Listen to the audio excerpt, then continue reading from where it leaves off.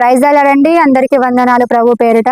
Bible వాక్య ప్రత్యక్షత అనే కార్యక్రమాన్ని మిమ్మల్ని ప్రేమపూర్వకంగా మేము స్వాగతిస్తున్నాము. దేవుడు ఈ సృష్టిని ఎలా సృజించారు, మరి సృష్టి అనేది ఎలా ఆరంభించబడింది అనేది మీకు ఈరోజు ఈ వాక్యం ద్వారా అందించాలనుకుంటున్నాను. మరి దేవుడు ఆది కాండము 1వ అధ్యాయంలోనే దేవుడు ఈ సృష్టి ఎలా సృజించబడింది, ఎలా ఏర్పడింది అనేది, ఈ సృష్టి క్రమమును దేవుడు చక్కగా మరి తన భక్తుల చేత, తన యొక్క ప్రవక్తల చేత రాయించబడడం జరిగింది.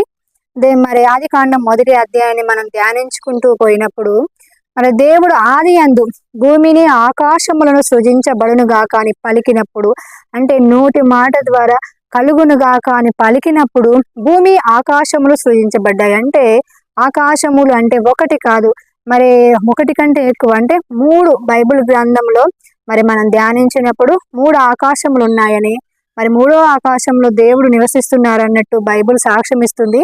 3 ఆకాశములను మరి భూమిని దేవుడు సృజించడం జరిగింది. అంటే ప్రియా దేవుని జనాంగమా, దేవుడు నోటి మాట ద్వారా భూమి ఆకాశము సృజించబడును గాక అన్నప్పుడు ఆ విధంగానే భూమి ఆకాశములు సృజించబడినాయి. అంతేకాదు, మరి భూమి నిరాకారంగా శూన్యంగా ఉంది. అంటే ఆకారం లేకుండా నిరాకారంగా శూన్యంగా ఉంది, ఏమీ లేకుండా, మొక్కలు కానీ మరి నివాస యోగ్యంగా లేకుండా ఉన్నప్పుడు దేవుడు మరి ఆ భూమిని చూసి, మరి అగాధ జలములు అనేవి, మరి సృష్టిలో ఈ భూమి ఆకాశాలతో పాటు అగాధ జలముల పైన చీకటి కమ్ముకొని ఉంది.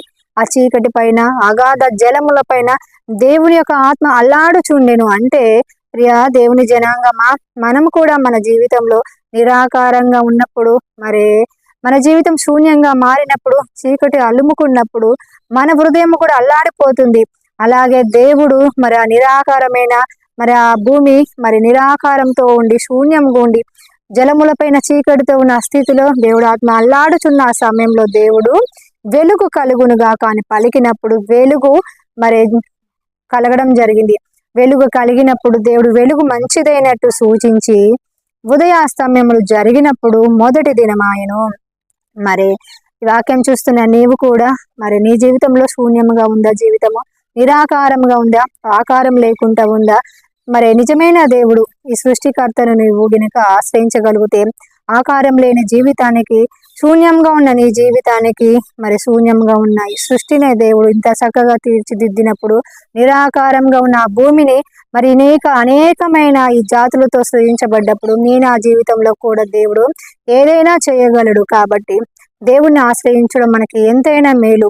అంతేకాదు, ఈ సృష్టి మొత్తం కలుగును గాక అన్నప్పుడు కలగడం జరిగింది.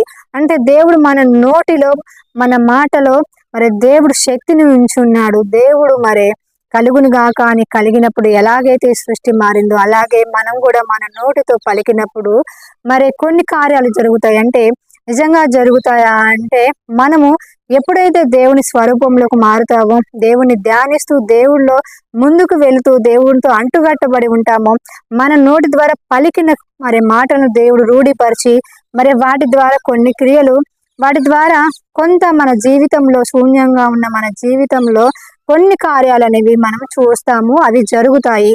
కాబట్టి మరి సృష్టికర్తనైన దేవుణ్ణి బాల్య దినములను జ్ఞాపకం చేసుకోవడము ఎంతైనా మనకి మేలు. అలా దేవుడు మొదటిగా భూమిని ఆకాశంను సృజించి అగాధ జలముల పైన ఉన్న ఆ చీకటిలో మరి వెలుగు కలగమన్నప్పుడు వెలుగు కలిగినప్పుడు ఆ వెలుగును, ఆ చీకటిని వేరుపరిచి సూర్యాస్తమములు అయినప్పుడు మొదటి దినం ఆయను. మరి మొదటి దినము యొక్క ఈ సృష్టి క్రమంలో ఆ విధంగా జరిగింది. దేవుడు మరి 2వ దినమున ఆ అగాధ జలములను విశాలపరచబడును గాక అన్నప్పుడు విశాలపరచబడును జరిగింది. అంటే మోషే ఎలాగైతే కర్రతో సముద్రంను కొట్టి 2 పాయలుగా చేసినప్పుడు ఎలాగైతే దారి ఏర్పడి గోడగలుగా నిలిచిపోయాయో, అదే విధంగా దేవుడు అగాధ జలములను విశాలపరచబడ్డప్పుడు క్రింద మరి నీరు ఉండడము, పై భాగంలో నీరు ఉండడం, మధ్యన విశాలపరచబడ్డది. ఆ విశాల ప్రాంతానికి దేవుడు ఆకాశం అని పేరు పెట్టబడింది.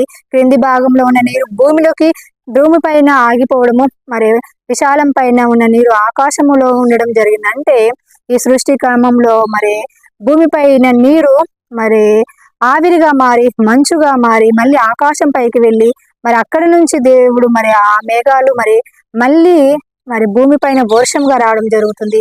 అదే నీరు మరి జలచక్రముగా ఆకాశం పైన భూమి పైన తిరుగుతూ తిరుగుతూ ఉంటాము. క్రమం అనేది వాటి యొక్క క్రమం వాటి యొక్క పని జరిగించుకుంటూ ఉన్నాయి. ఆ విధంగా దేవుడు ఆ జలములను వేరుపరిచి మరి ఆకాశము అని పేరు పెట్టడం జరిగింది. అలాగా రెండో దినము జరిగింది. అలాగే దినమున దేవుడు భూమి పైన మరి ఆ నీరు మొత్తం ఉండడం చూసి ఒక భాగమునకు ఆ నీరు చేర్చబడును గాక అని పలికినప్పుడు ఆ నీరు మొత్తం భూమి పైన ఒక వైపుకు చేర్చబడము, ఆరిన నేల ఒక వైపు ఉండడం జరిగింది. అంటే మరి నీరు అధికంగా ఉండడం భూమి పైన, మరి భూమి తక్కువగా ఉండడం. భూమి ఒక భాగం ఉంటే నీరు 3 భాగాలుగా ఉంటుంది. అంటే నీరు అనేది అధిక శాతం ఉంది భూమి పైన. అవి సముద్రాలుగా ఖండాలుగా నేడు విభజించబడి ఉన్నాయి. ఆ నేల అనేది చాలా తక్కువగా ఉంది. దేవుడు ఆ నేలను ఆరును గాక అన్నప్పుడు ఆరిన నేల మరి నీరు మరి ఒక భాగమునకు సమకూర్చబడడం జరిగింది. ఆ విధంగా మూడో దినమున దేవుడు ఆరిన నేలను చూసినప్పుడు మరి గడ్డి మొలుచునుగాక, విత్తనములు ఫలములు ఇచ్చు వృక్షములు మొలుచునుగాక అని వాటి వాటి జాతుల ప్రకారం అని పలికినప్పుడు అదే 3వ రోజున గడ్డి మరి విశాలంగా మొలవడము, అంతేకాదు విత్తనములు ఫలములు ఇచ్చు చెట్లు కూడా మొలవడం జరిగింది. అంటే 3వ దినమున దేవుడు భూమి పైన మరి నీరును ఒక చోటుకి చేర్చి ఆరిన నేలగా మార్చి మరి వృక్షములను ఫలములు ఇచ్చు చెట్లను గడ్డిని మొలిపించి భూమికి ఒక ఆకు నిరాకారమున్న ఆ నిరాకారమైన భూమికి ఒక ఆకారం తేయడం జరిగింది 3వ. అలాగే 4వ దినమున చూసుకున్నట్లయితే దేవుడు మరి సూర్యుడిని మరి చంద్రుణ్ణి అంటే జ్యోతులను సృజించాడు. అంటే ఆకాశంలో సూర్యుని చంద్రుని నక్షత్రాలను దేవుడు సృజించడం జరిగింది. అంటే పగటిని ఏలుటకు సూర్యుని, రాత్రిని ఏలుటకు మరి చంద్రుణ్ణి, నక్షత్రాలను సృజించాడు.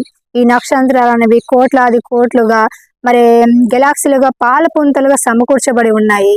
దేవుడు అనేకము మరి నక్షత్రాలను దేవుడు మరి సూర్యుని చంద్రుణ్ణి జ్యోతులుగా దేవుడు ఆకాశంలో మరి కలుగును గాక అన్నప్పుడు అవి కలగడము, మరి పగటిని సూర్యుడు ఏలడము, రాత్రిని చంద్రుడు ఏలడం జరుగుతుంది. అంటే పగటిని రాత్రిని వేరుపరచడము మరి దేవుడు మరి 4వ దినమున చేయడం జరుగుతుంది. 4వ దినమున సూర్యాస్తమములు జరిగినప్పుడు 4వ దినం పూర్తి కావడం జరిగింది. అంటే మొదటి దినము, 2వ దినం, 3వ దినముల సూర్యుడు చంద్రుడు లేరు. కానీ వెలుగు చీకటి ఉండడం వల్ల సూర్య ఉదయాస్తమాలు కావడం వల్ల అవి 3 దినాలు కంప్లీట్ అయినాయి. కానీ 4వ దినమున వాటిని ఏలుటకు అంటే మరి జ్యోతులను సృజించాడు. 4వ దినమున మరి సూర్య చంద్రుడు సృజించబడ్డప్పుడు మరి పగటిని రాత్రి విభజించడానికి వీటిని సృజించడం జరిగింది. అదే 5వ దినమున చూసుకున్నట్లయితే మరి 5వ దినమున సముద్రంలో ఉన్న చేపలను మరి సముద్ర జలరాశులను జీవులను నోటి మాట ద్వారా సృజించాడు. అవి కలుగును గాక అన్నప్పుడు అవి కలగడము, వాటి వాటి జాతుల ప్రకారం కలగడము, దేవుడు వాటిని ఆశీర్వదించి ఫలించి అభివృద్ధి చెందమని దీవించడము, మరి ఆకాశ పక్షులను కూడా కలుగును గాక అన్నప్పుడు కలగడము, అవి భూమి అంతటా మరి సంచరించి ఆశీర్వదించబడి మరి అభివృద్ధి పొంది ఫలించమని వాటిని కూడా దేవుడు దీవించాడు. 5వ రోజున పక్షులను, సముద్రం పైన ఉన్న సముద్రంలో జలరాశులను దేవుడు నోటి మాట ద్వారా సృజించారు. అలాగే 6వ దినంకు వచ్చినప్పుడు దేవుడు 6వ దినాన దేవుడు జంతువులను, ప్రతి జంతువును, ప్రతి ఒక్క పురుగును, ప్రతి ఒక్క జీవి క్రిమి కీటకాలను అన్నిటిని 6వ దినంలో దేవుడు నోటి మాట ద్వారా సృజించడం జరిగింది. నోటి మాట ద్వారా పలికినప్పుడు అవన్నీ సృజించబడి వాటి వాటి జాతుల ప్రకారము సృజించబడ్డప్పుడు దేవుడు వాటిని ఫలించి అభివృద్ధి చెందమని ఆశీర్వదించాడు. అలాగే అదే 6వ దినమున దేవుడు మానవుని తన పోలిక చొప్పున తన స్వహస్తాలతో దేవుడు మానవుని తయారు చేసుకోవడం జరిగింది. మానవుడు మరి దేవుడు ఫలించి అభివృద్ధి చెందమని దీవించి పైన వాటిని ఏలమని, జంతువులను సకల జలరాశులను దేవుడు మానవుడిని ఏలమని చెప్పడం జరిగింది. మరి పళ్ళు, వృక్షఫలాలు, మరి జలచరాలు నీకు ఆహారం అగునుగా కానీ దేవుడు ఆశీర్వదించినప్పుడు ఆ విధంగా దేవుడు వాటిని ఆహారంగా ఇవ్వడము, వాటిని ఏలేది దేవుడికి సమస్తము మరి మానవుడికి కొంత అధికారం ఇవ్వడం జరిగింది. 6వ దినమున సూర్య అస్తములైనప్పుడు 6వ దినమున మరి పూర్తి అయి 7వ దినమున దేవుడు విశ్రమించాడు. తను చేసిన సృష్టిని చూసి ఎంతో సంతోషిస్తూ దేవుడు 7వ దినమున సంతోషించడం జరిగింది. మరి వాక్యం చూస్తున్న నీవు మరి నిజంగా ఇది సృష్టి క్రమము. మరి బైబిల్ గ్రంథంలోని దేవుడు ప్రవక్తల చేత రాయించబడి ఉన్నాడు.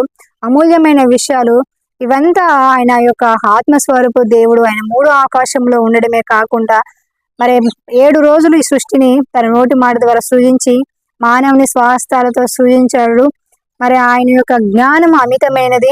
మరి మన ప్రాణం నీటి బుడగ లాంటిది, మన జీవము ఏ పాటిది. మనము ఎప్పుడైనా ఆ సృష్టికర్తను మన బాల్య దినంలో జ్ఞాపకం చేసుకొని ఆయన ఆరాధించి స్తుతిస్తూ దేవుడికి అంటు కట్టబడి ఉండడం మనకి ఎంతైనా మేలు. ఎందుకంటే ఆయన అనంత జ్ఞాని, ఆత్మస్వరూపి. ఆయనకు అసాధ్యమైనది ఏదీ లేదు. శూన్యంలో ఉన్న ఈ భూమిని, శూన్యంలో ఉన్న మరి చీకటితో నిరాకారంగా ఉన్న ఈ భూమిని ఇంత సుందరంగా సృజించిన దేవుడు నా జీవితంలో శూన్యంగా ఉన్న, నిరాకారంగా ఉన్న, ఆకారం లేని మన జీవితాలకు మరి సుందరంగా మరి మన జీవితాలను మలిచే దేవుడు ఆయన ఒక్కడే. ఆ సృష్టికర్త ఒక్కడే.